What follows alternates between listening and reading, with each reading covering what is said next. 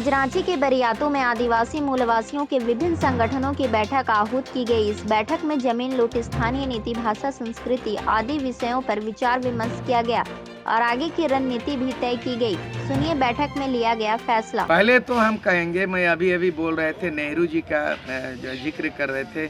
1952 में देश आज़ाद होने के बाद 26 जनवरी, देश तो आज़ाद हुआ 15 अगस्त 1947, लेकिन भारत का संविधान लागू हुआ 26 जनवरी 50।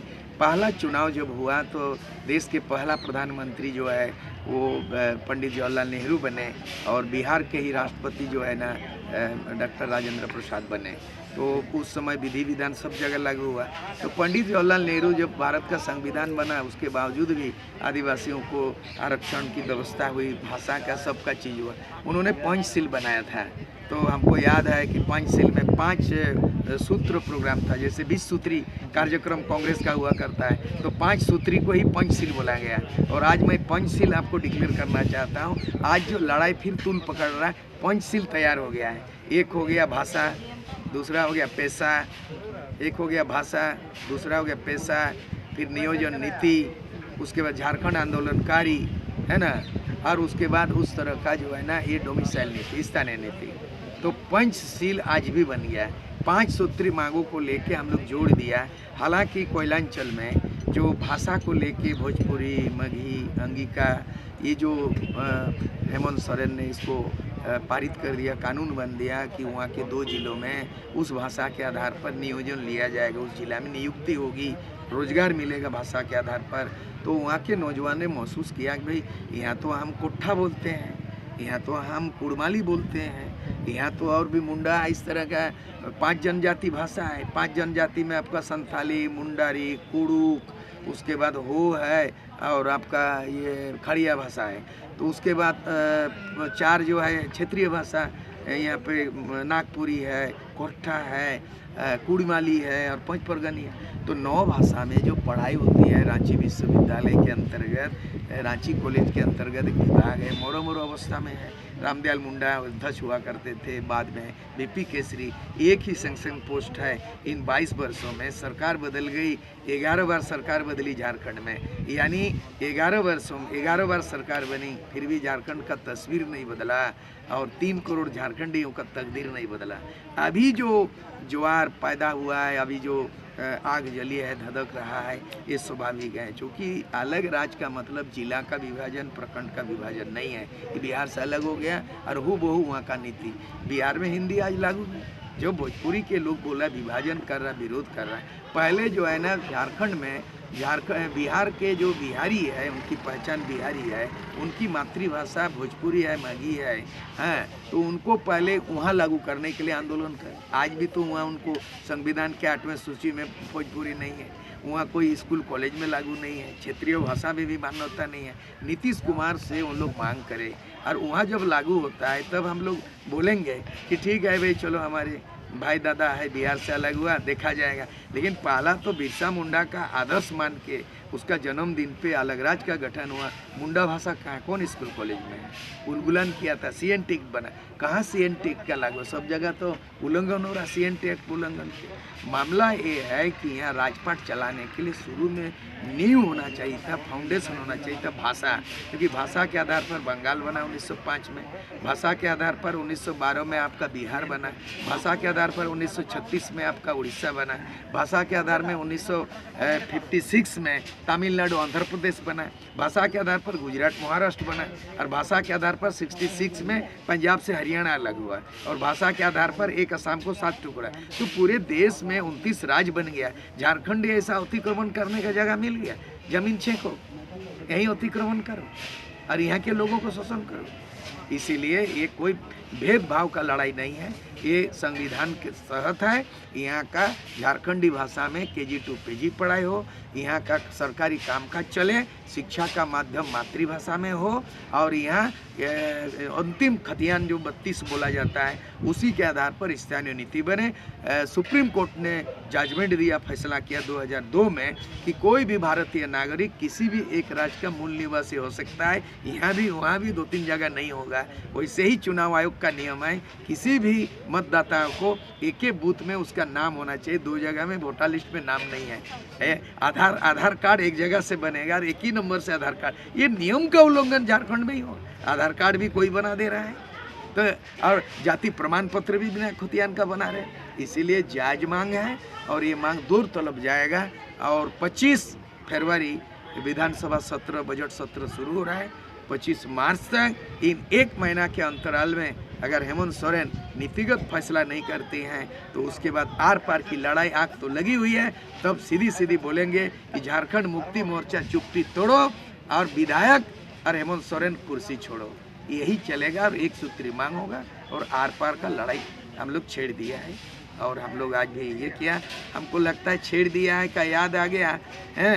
एक क्या नाम है, दिल्ली में फाउंडेशन चलाती है और एक MLC थी उस समय 77 में भाषण दिया था कि छेड़ो तो मत छोड़ो और छोड़ो तो मत छेड़ो।